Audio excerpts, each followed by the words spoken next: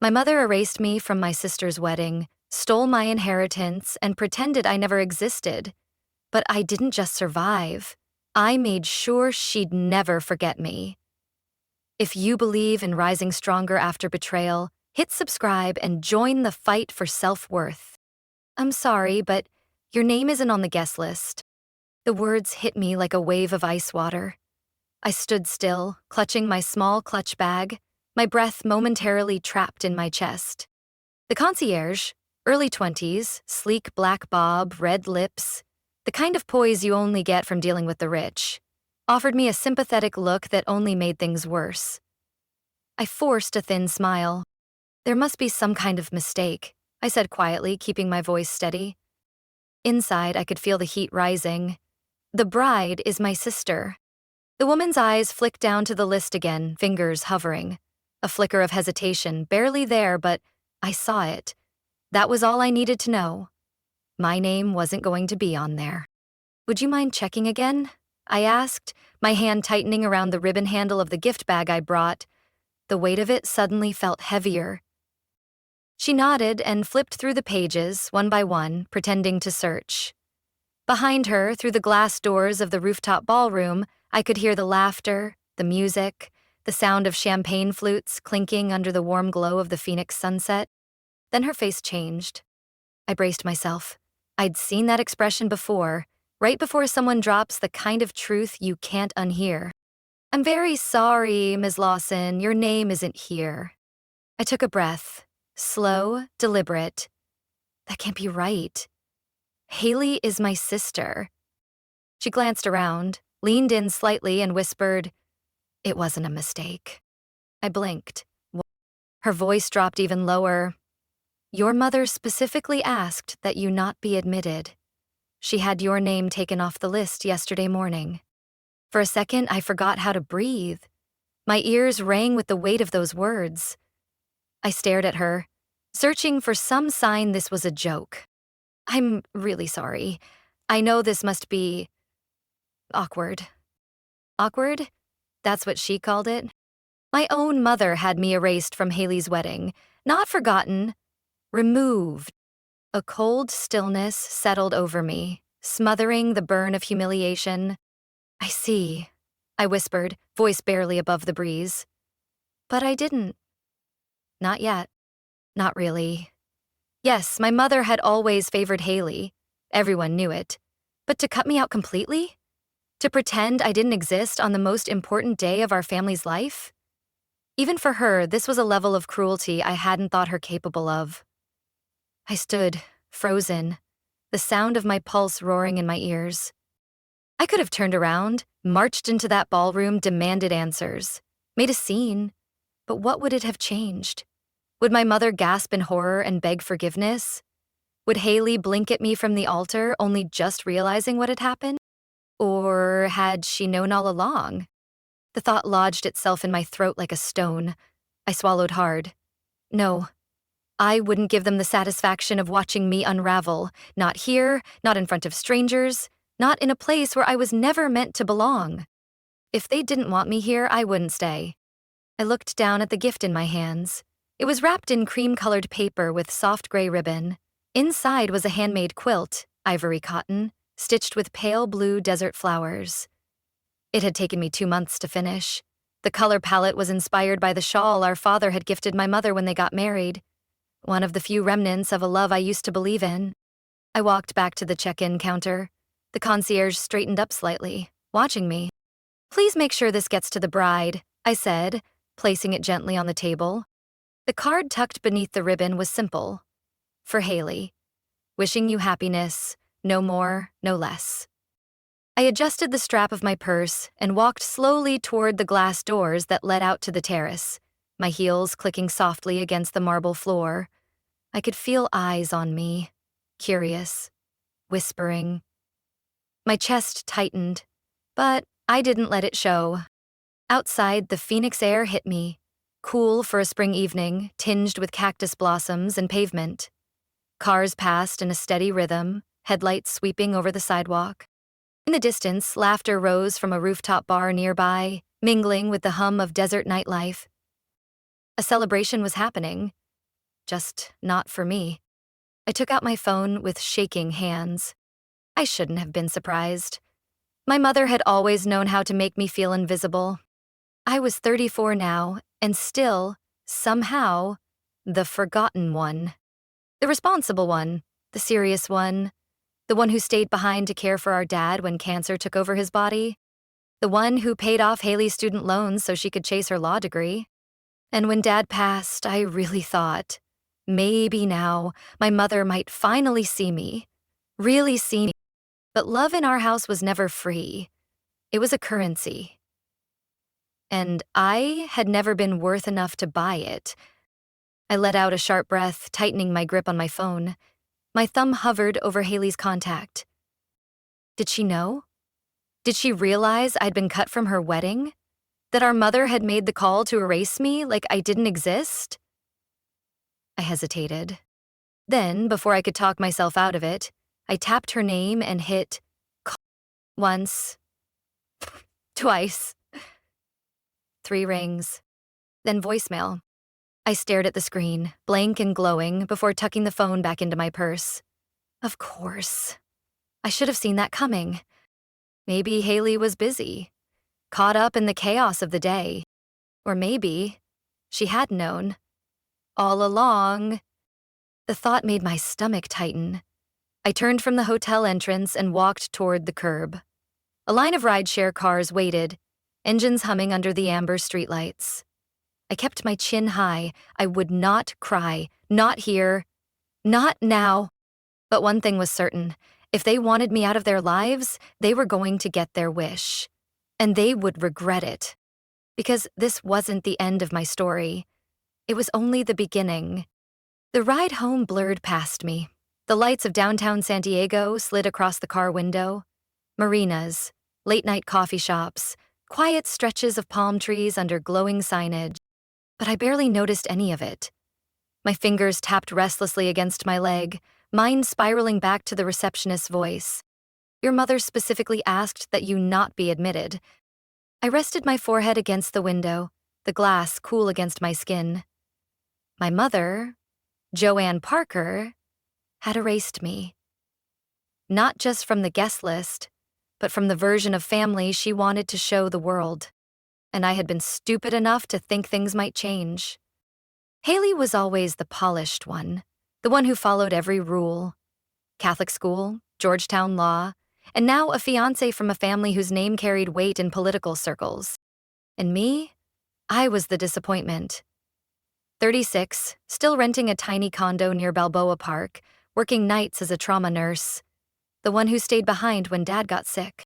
The one who never fit the mold. But the worst part wasn't the favoritism. It was the erasure.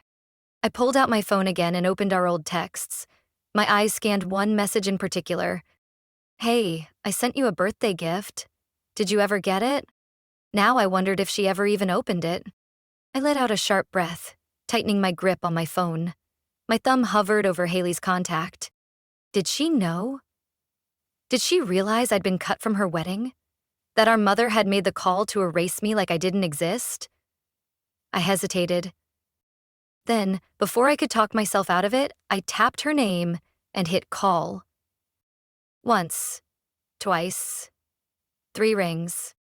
Then voicemail.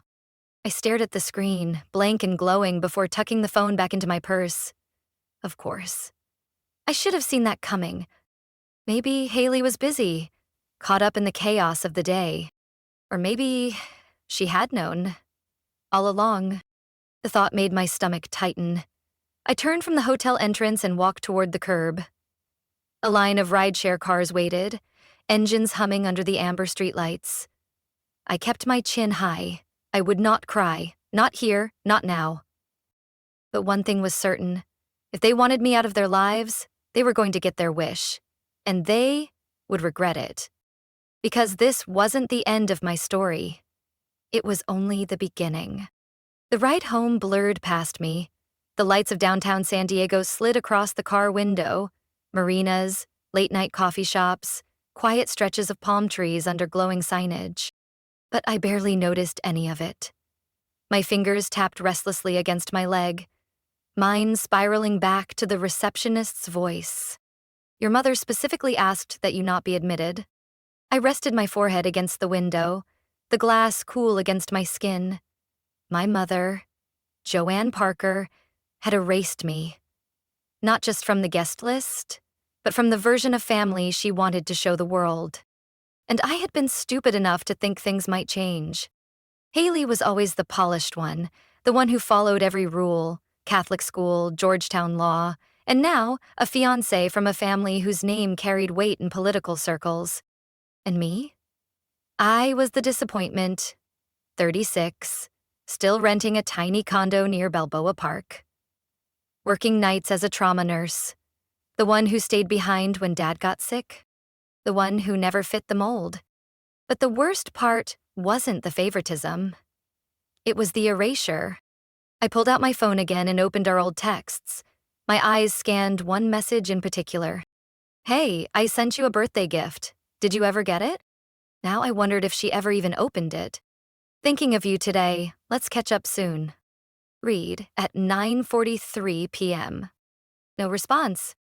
Hope the bar exam went well. I'm so proud of you. Left undelivered. For years, I convinced myself that Haley was just overwhelmed, that law school had swallowed her whole, that her new job, her fiancé, her life, it had all just taken over. But what if she never even saw my messages? What if it wasn't distance or distraction, but design? What if Joanne, our mother, had been curating the narrative all along, making sure I remained a footnote, a ghost, never more than a faint shadow in Haley's perfect life? I shoved the phone deep into my purse, trying to swallow the sick, acidic twist rising in my throat. Enough questions. It was time for answers. When I walked into my apartment, I didn't even take off my shoes. I headed straight for the bookshelf in the corner. Tucked behind outdated medical journals and dog-eared novels was a small wooden box with a brass clasp. I pulled it out carefully, even as my pulse thudded hot in my ears. Inside, a paper trail. My paper trail. Every wire transfer, every bank receipt, every personal check I'd written to help Haley during school, rent during her first semester, $1,000 for bar prep. That time she called crying because her credit card was maxed out. I'd emptied my emergency fund. I'd invested in her dreams while quietly putting mine on hold. And now, I didn't even have a seat at her wedding. I took a deep breath and forced the anger to settle beneath my ribs. Anger could wait. Right now, I needed clarity. I set the box on my desk, opened my laptop, and started digging. I cross-referenced old emails with digital bank records, looked back at conversations with my mother, back when she still pretended I existed. Then I opened the folder I'd stored away after my father died, the one that held his life insurance details. And that's when I saw it. A deposit, large, familiar. It was supposed to go to me. He'd made that clear in writing. It was his final attempt to do right by me. But the money never came. I clicked deeper. The funds had been redirected, transferred into an account under another name. Joanne Parker. My mother had stolen it. Quietly, cleanly. She hadn't just cut me out of a wedding. She'd cut me out of my own future. My stomach turned. She took my inheritance. Joanne hadn't just stolen money. She had stolen everything. My options. My security. The future Dad wanted me to have. She took the last thing he left me and used it. For what?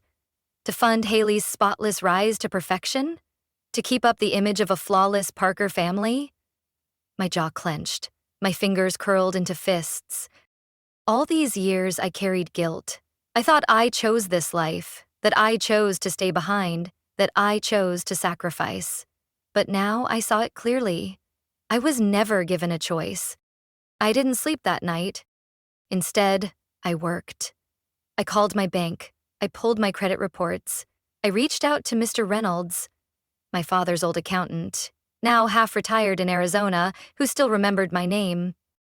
Piece by piece, it all unfolded. The life insurance payout Dad left for me, redirected just days after his funeral.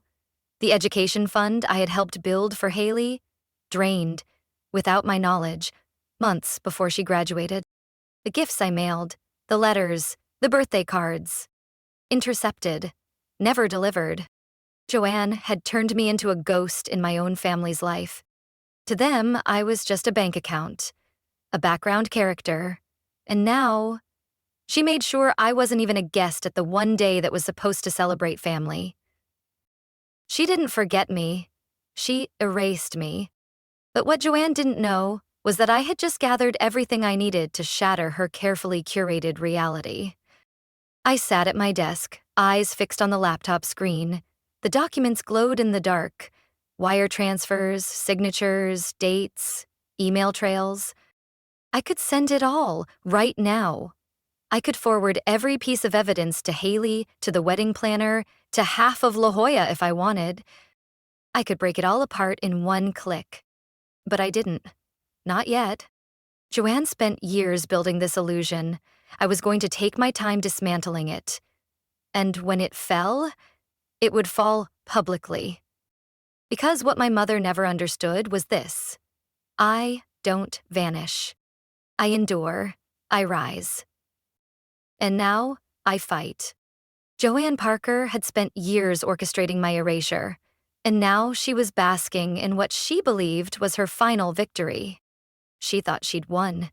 She thought I was gone for good. But she was wrong.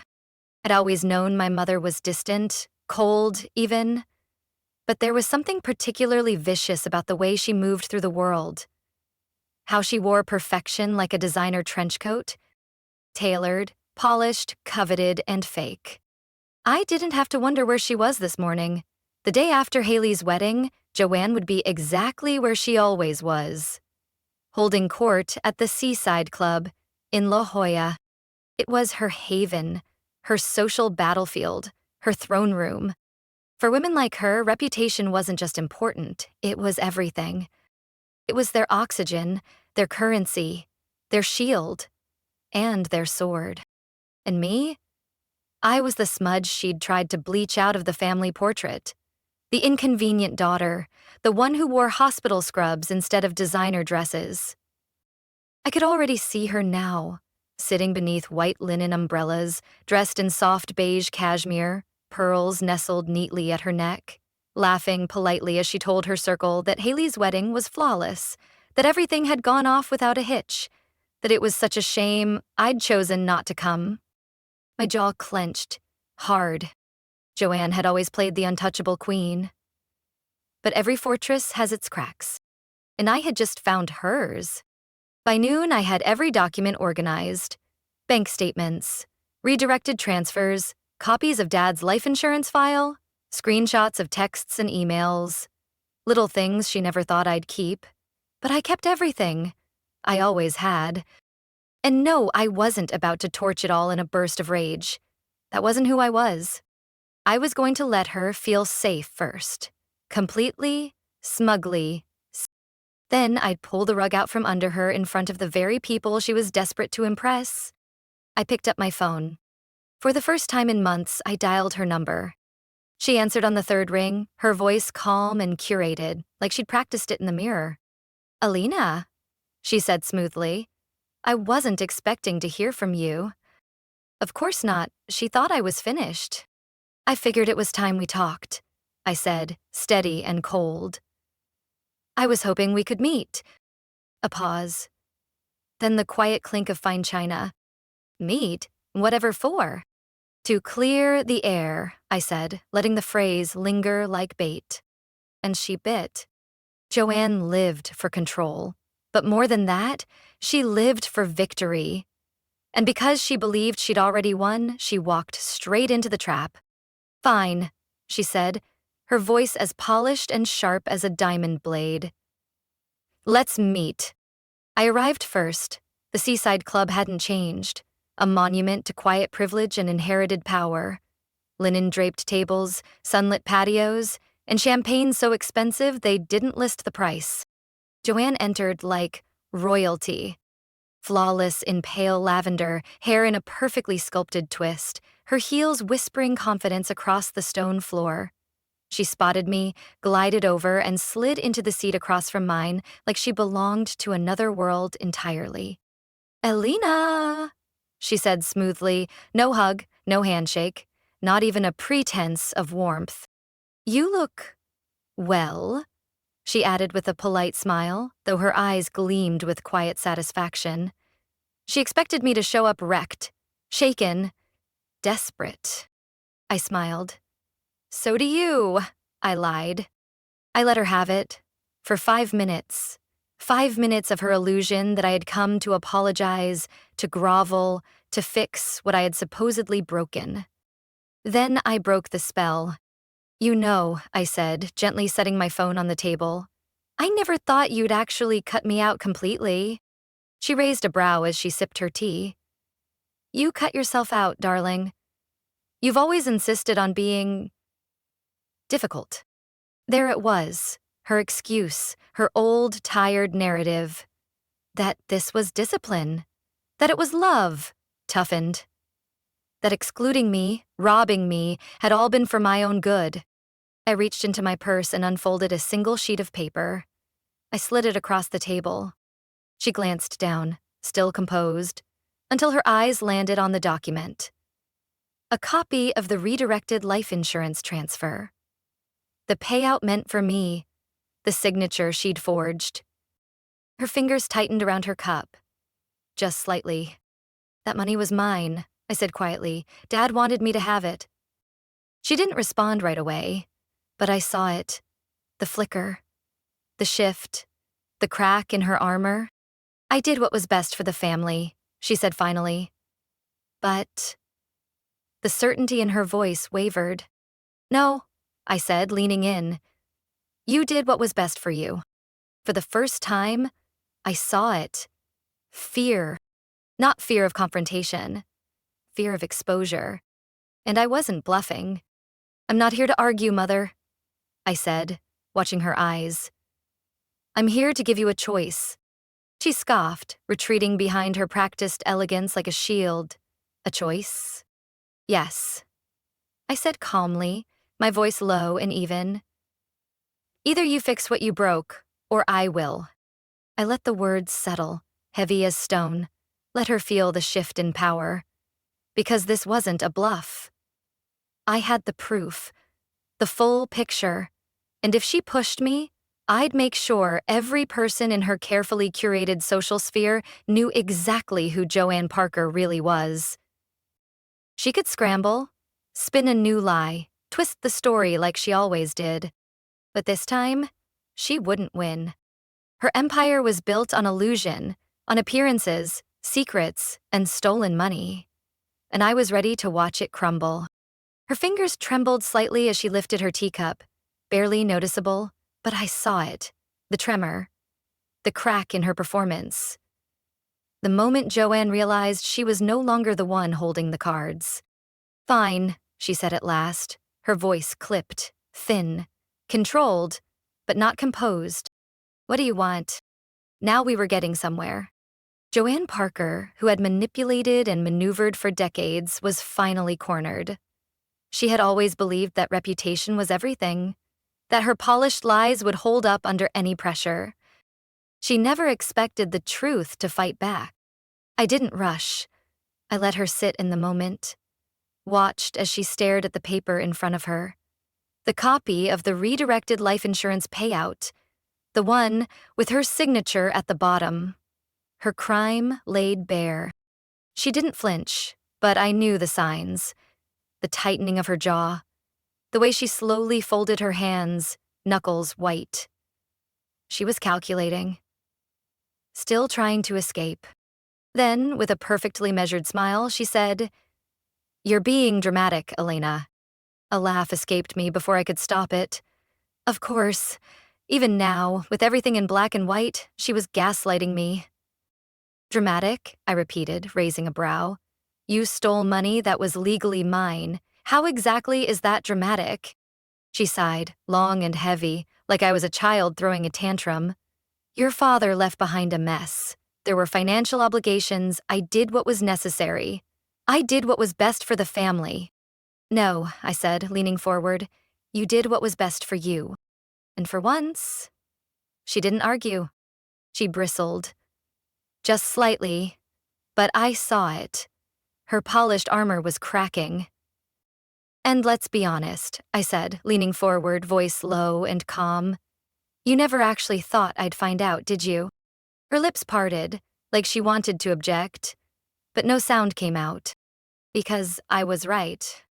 She had buried me under silence, convinced I'd stay quiet, grateful just to be near the family table. She had made sure I was just a ghost in the background, someone who didn't push, who didn't question, who didn't fight. She never saw this version of me coming. So, she said, clearing her throat, forcing a smile that didn't quite reach her eyes. What exactly do you want? The phrase was familiar, but the tone had changed. No longer power, now it was fear. I didn't answer right away. I watched her. I let her sit in that discomfort. I want my money, I said finally. Every last cent. She scoffed, a weak attempt at brushing it off. You can't possibly. I reached into my bag again, pulled out another folded sheet of paper and slid it across the table. A legal demand letter, drafted last night by a probate attorney I'd connected with through a nurse at the hospital. It laid out the financial misappropriation, the evidence, and the legal consequences of failing to repay what was rightfully mine. Joanne's eyes scanned the paper.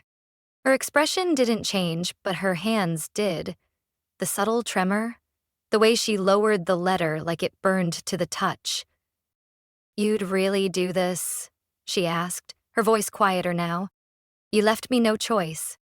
Silence stretched between us, heavy, real, and for the first time I saw it land. Saw the truth finally settle into her bones. This wasn't a bluff. It was a reckoning. And she knew it. Joanne didn't say yes that day. She didn't beg or apologize. But she didn't argue either. Because this wasn't just about money. If I went public, if I pressed charges or filed a civil suit, it wouldn't just cost her financially. It would tear apart her social world. The next afternoon, my phone buzzed. A text from Haley. Haley, Mom's acting weird. Keeps asking about you. What happened? I stared at the screen before replying. Me, she finally got caught. A pause. Haley, caught doing what? Me, ask her. Because if there was one thing Joanne Parker never planned for, it was her perfect daughter learning the truth. And I had just pulled that first thread. 3 days later, Haley showed up at my apartment, eyes red, jaw clenched, fists full of printed financial statements. 3 days before the empire Joanne Parker spent decades building came crashing down. Tell me she's lying, Haley said, her voice rough with disbelief. She held up the pages I had handed her, proof that every tuition payment, every apartment rent check, every gift from our mother had come from my inheritance. Tell me she didn't actually do this. I didn't answer. I didn't have to, because she already knew. I watched her face shift, shock giving way to clarity, a lifetime of half-truths unraveling in front of her. Slowly, painfully. She always said, "You just walked away," Haley whispered.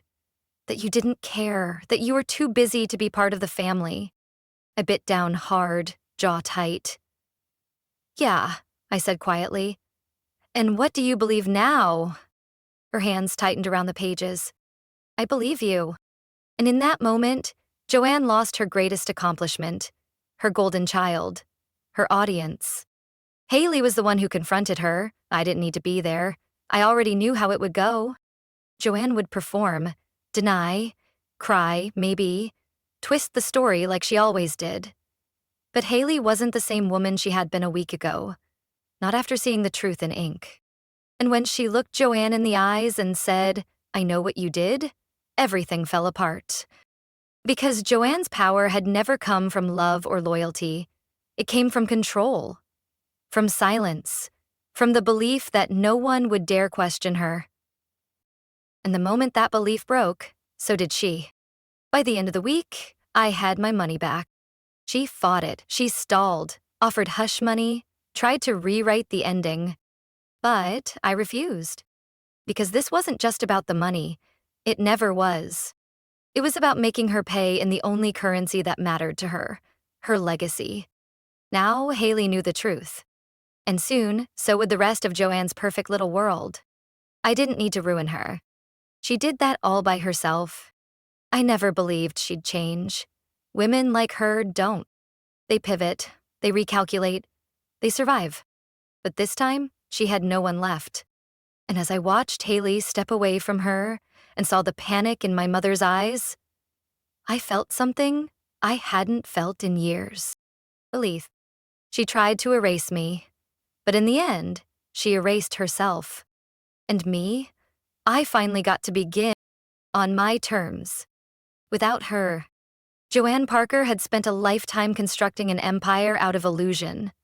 She'd twisted people into shapes that suited her, edited history in real time, and worn her titles, widow, mother, woman of grace, like armor. But illusions only work if no one dares to look too closely. And now, everyone was looking. The cracks in her perfect facade didn't just widen, they splintered. It started small, curious glances, whispers over wine glasses, a few unanswered invitations, a canceled luncheon. But high society has no tolerance for weakness. And Joanne, she wasn't admired anymore. She was talked about. The Seaside Club, where she used to glide through the doors like royalty, suddenly lost her reservation. Her name, once spoken with admiration, was now laced with hesitation. She had spent decades curating her image, and it took less than a week to unravel it all. I should have felt triumphant. I had my money, I had the truth, I had taken back everything she stole from me. But watching her fall piece by piece wasn't as satisfying as I expected. Because I realized she was already hollow. She had poured so much into destroying me, into controlling Haley, that when we stepped away, she had nothing left. No power, no family, no audience. And I didn't want revenge anymore. I just wanted freedom. With my inheritance restored, I could have vanished. Moved across the country, started over, faceless and free.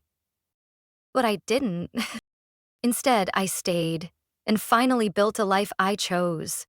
I found a place of my own in North Park, a cozy 2-bedroom apartment with space for my books and silence I didn't have to earn.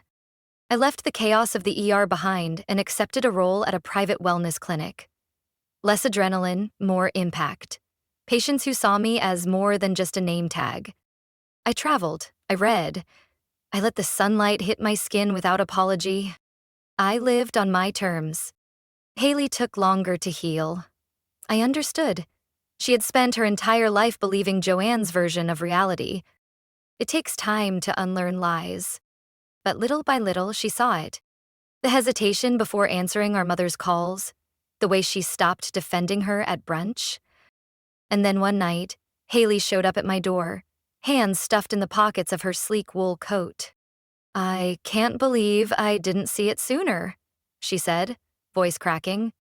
I stepped aside, letting her in. She was starting her own undoing of the past. I let her in, brewed some coffee, and for the first time in years we spoke like sisters, not as adversaries, not as the daughters of Joanne Parker, just as Elena and Haley. We talked about our childhood, about the pressure to perform, about the silence that was always expected of us, and for the first time, it wasn't one of us trying to defend our mother. It was just two women learning how to understand each other, without her. The last time I saw Joanne wasn't planned. It was one of those crisp, late autumn mornings in San Diego when the air smells faintly of roasted beans and eucalyptus. I was walking back from a bookstore near Little Italy, clutching a latte, when I saw her. She was sitting alone outside a cafe. No entourage, no pearls, no performance. The woman who once ruled every room now looked like a forgotten character in her own story. She looked up. Our eyes met. For a fleeting second, I wondered, would she stand? Apologize? Say something real? But she didn't. She lifted her porcelain cup slightly, a gesture more habit than warmth, a hollow smile. And then she looked away. Because in her mind, Joanne Parker never lost. She didn't apologize. She adapted. And I had already wasted enough years hoping she'd finally see me. So I turned and walked away. For good. It took time to let go of her weight, to stop hearing her voice in my head every time I made a choice. But healing doesn't come like thunder. It arrives in quiet moments. It happens when you laugh at something dumb and realize you're not performing. It happens when you buy the plane ticket, when you paint the wall green because you like it, when you look in the mirror and no longer search for approval in your own eyes. I didn't win because I took her down. I won because I built a life she could no longer touch.